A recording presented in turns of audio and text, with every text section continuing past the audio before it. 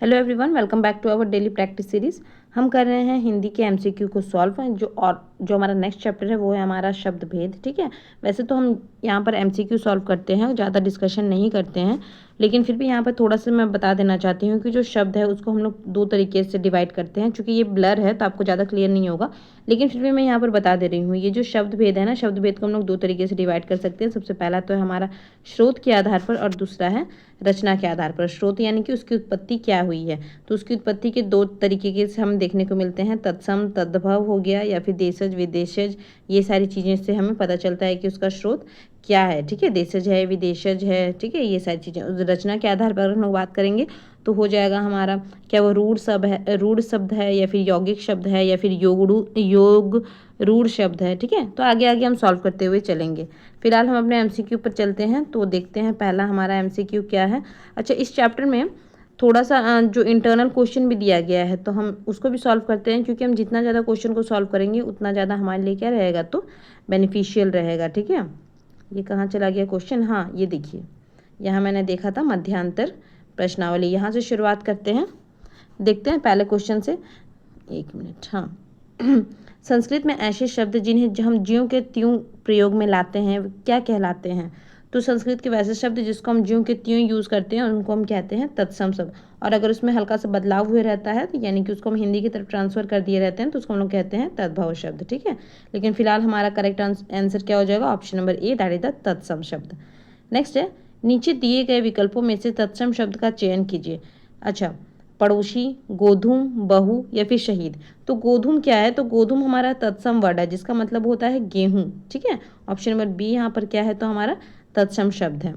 Next है question number 3, नीचे दिए गए विकल्पों में से तद्भव शब्द का चयन कीजिए। तद्भव यानी कि जो कि संस्कृत से ज्यों के त्यों नहीं है, बल्कि उसमें कुछ चेंज हो गए हैं और वो तत्सम से क्या बन चुके हैं, तद्भव बन चुके हैं। ठीक है, बेसिकली वो हिंदी वर्ड्स हो चुके हैं अब।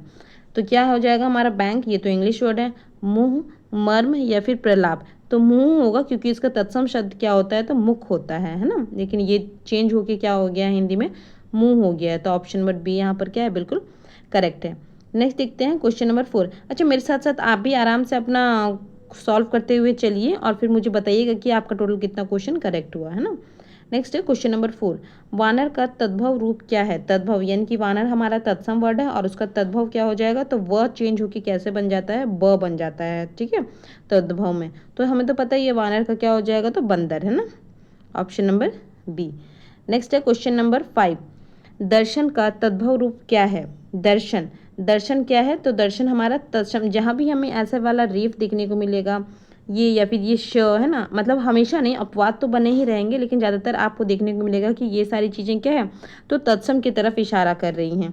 तो दर्शन को वैसे तो हम लोग ऐसा ही लिखते हैं, लेकिन तद्भव रूप उसका क्या हो जाएगा, द र स न, दर्शन, ऑप्शन नंबर बी। नेक्स्ट है हमारा क्वेश्चन नंबर 6, निम्नलिखित में से कौन सा शब्द तत्सम है? तत्सम यानी कि ज्यों की संस्कृत से ज्यों का त्यों आया है। ठीक है, तो ये हो गया हमारा उद्गम, खेत, कोट या फिर अजीब। तो बिल्कुल यहाँ पर क्या हो जाएगा हमारा उद्गम। और ज़्यादातर आप देखेंगे कि जो आधा लेटर होता है ना, जैसे कि यहाँ पे द क्या है, हाफ है, तो ये हाफ लेटर भी ज़्यादातर तत्सम में ही काउंट होता है। ठीक है, अपवाद होते हैं लेकिन मैक्सिमम आपको देखने को मिलेगा कि जो हाफ लेटर होते हैं वो तत्सम के साथ जाते हैं, मोस्ट ऑफ द टाइम, हमेशा नहीं। नेक्स्ट देखेंगे, अच्छा बस 10 ही क्वेश्चन है, ज़्यादा नहीं है। नेक्स्ट देखेंगे क्वेश्चन नंबर 6 तो हो गया था। क्वेश्चन नंबर 7 है, निम्नलिखित में से कौन सा शब्द तद्भव है? तद्भव यानी कि उसमें चेंज आ गया है और वो हिंदी की तरफ चेंज हो चुका है। ठीक है, तो बिच्छू, बिल्कुल बिच्छू ही हो जाएगा, क्योंकि इसका संस्कृत वर्ड क्या होता है, मीन्स इसका तत्सम वर्ड क्या होता है, तो वृश्चिक है ना, जो स्कॉर्पियन होता है ना वो। ठीक है, बिच्छू हो जाएगा हमारा क्या है, मैंने अभी थोड़ी देर पहले भी बताया था कि जो व है ना, वृश्चिक होता है व से, तो वही व जब तद्भव में चेंज हो जाता है तो क्या बन जाता है, ब। चलिए नेक्स्ट देखते हैं क्वेश्चन नंबर 8, निम्नलिखित तत्सम तद्भव में से कौन सा विकल्प अशुद्ध है? अशुद्ध है तो नृत्य का होता है नाच, ठीक है, श्रृंगार का होता है सिंगार, ये भी ठीक है, चशु, आँख, नहीं, आँख का क्या होता है, तो आँख का होता है हमारा चशु नहीं होता है, चक्षु होता है। ठीक है, एक मिनट, चशु का मतलब, अच्छा हाँ, चशु का मतलब होता है हमारा चख, चख है ना, ये जो ख, ये जो छ है, ये तद्भव में आके क्या बन जाता है, तो ख बन जाता है। ठीक है, देखिए जैसे कि 1 मिनट में इसको और थोड़ा सा क्लियर कर देती हूँ। ये जो छ है ना, 1 मिनट, ये जो छ है ये तत्सम में यूज़ होता है और यही जब तद्भव में यूज़ होगा तो ये बन जाता है ख मोस्ट ऑफ द टाइम। ठीक है, तो ये जो चछू है, चछू का मतलब यहाँ पर हो जाएगा चक। ठीक है, ये उसका तद्भव हो गया। और अगर हम लोग आँख की बात करेंगे तो आँख में ये जो ख है ना, इसमें भी अगर आप रखेंगे तो ये क्या हो जाएगा, अक्षी। यानी कि आँख को संस्कृत में यानी कि तत्सम में क्या कहते हैं, तो अक्षी कहते हैं। ठीक है, नेक्स्ट है हमारा दधी और दही, ये भी सही है, तो ऑप्शन नंबर सी हमारा हो जाएगा बिल्कुल करेक्ट, क्योंकि इसमें हमसे अशुद्ध पूछा है। नेक्स्ट देखते हैं क्वेश्चन नंबर 9, पहचान का तत्सम शब्द क्या है। 1 मिनट थोड़ा सा ऊपर कर लेती हूँ। पहचान का तत्सम शब्द क्या है, तो ये बिल्कुल ऑप्शन नंबर 1 है ना, क्या है, प्रयत्न विज्ञान। ठीक है, ऑप्शन नंबर ए। नेक्स्ट है क्वेश्चन नंबर 10, निम्न में से कौन से शब्द तत्सम नहीं है। घृत, ये तो तत्सम है यानी कि संस्कृत वर्ड ही है। अतीन, दुग्ध, आंसू, आंसू नहीं होगा, ये वाला स तत्सम में यूज नहीं होता है। ठीक है, क्या होता है, तो अश्रु होता है ना, अश्रु होता है, ये अश्रु होता है। चलिए, ये तो हो गया हमारा टोटल 10 क्वेश्चन। आगे अगर हम लोग देखते हैं, थोड़ा सा छोटा कर लेती हूँ। हाँ, और भी कुछ है मध्यांतर क्वेश्चन, इसको भी कर लेते हैं फटाफट से। ये सिर्फ आप सोचिए कि आपका प्रैक्टिस है और कुछ नहीं। आप भी मेरे साथ क्वेश्चन को सॉल्व करते हुए जाइए और देखिए कि आप कितना क्वेश्चन करेक्ट कर पा रहे हैं। क्वेश्चन नंबर 1 है, देश में जन्मा शब्द कहलाता है। तो देश में जन्मा शब्द क्या कहलाता है, विदेशी, आगत, देशज या फिर कोई नहीं। तो बिल्कुल देश में जन्मा शब्द देशज कहलाएगा। गाड़ी शब्द है, जो गाड़ी शब्द है वो कैसा शब्द है, विदेशी, देशी, आगत या फिर विदेशज। तो बिल्कुल जो गाड़ी शब्द है वो क्या है, हमारा देशी शब्द है ना। जैसे कि रेलगाड़ी जो बना है, रेल क्या है, विदेशी भाषा है यानी कि इंग्लिश है, और वही गाड़ी क्या है हमारा, तो देशी शब्द है। उसी से वर्ड मिलकर बना है रेलगाड़ी। ठीक है, जिसको हम लोग शंकर शब्द भी कहते हैं। खैर वो ज़्यादा डिटेल नहीं, उतना में नहीं जाना है। क्वेश्चन नंबर 3 देखते हैं, विदेशी भाषा से आए शब्दों को क्या कहते हैं। विदेशी भाषा से आए शब्दों को देसी तो नहीं कहते हैं, क्योंकि जो देश में जन्मा होता है उसी को देशी कहते हैं। देशज, आगत और यौगिक, तो बिल्कुल आगत शब्द कहते हैं। ठीक है, यानी कि वैसे शब्द जो कि विदेशों से आए हैं उसको हम लोग कहते हैं आगत शब्द। नेक्स्ट क्वेश्चन नंबर 4, निम्न में मुस्लिम शासन के प्रभाव से आया शब्द है। मुस्लिम शासन के प्रभाव से आया शब्द है। ठीक है, हवालात, रेल तो इंग्लिश है, पाड़ा, ग्लास है ना, ये सब क्या है, इंग्लिश वर्ड है। लेकिन हवालात क्या है, तो मुस्लिम शब्द है ना। मुस्लिम का मतलब क्या हो गया, तो ये एक अरबी भाषा है। नेक्स्ट अगर हम लोग देखेंगे क्वेश्चन नंबर 5, यहाँ भी शायद टोटल 10 ही क्वेश्चन है। हाँ, टोटल 10 क्वेश्चन है। क्वेश्चन नंबर 5 को करते हैं फटाफट से। क्या है क्वेश्चन नंबर 5, निम्नलिखित शब्दों में से देशज शब्द का उदाहरण है। देशज शब्द के यानी कि जिसकी उत्पत्ति कहाँ हुई है, तो देश में हुई है। ठीक है, लोकल लैंग्वेज है हमारा। तो डोंगी और चेला, ये तो लोकल लैंग्वेज ही है। अच्छा, फिर भी नेक्स्ट देखते हैं भात। तो भात भी हमारा देशज शब्द है। लेकिन जो अनानास है, ये अनानास से हमारा क्या है, तो ये देशज शब्द नहीं है बल्कि ये पुर्तगाली शब्द है। ठीक है, अनानास क्या है, तो पुर्तगाली शब्द है। और चूंकि यहाँ पे शब्द समूह की बात की गई है, तो ये तो भात तो हमारा देशज है, लेकिन अनानास क्या है, तो पुर्तगाली शब्द है। नेक्स्ट अगर हम लोग बात करें तो पैसा और वोट। तो पैसा भी क्या है, पैसा भी हमारा देशज शब्द है, लेकिन वोट क्या है, तो इंग्लिश वाला टर्म है ना, मतलब क्या बोलते हैं उसको, अंग्रेजी शब्द है। नेक्स्ट है हमारा समय। तो समय भी हमारा देशज है, लेकिन मलेरिया क्या हो जाएगा, तो मलेरिया भी हमारा अंग्रेजी शब्द है।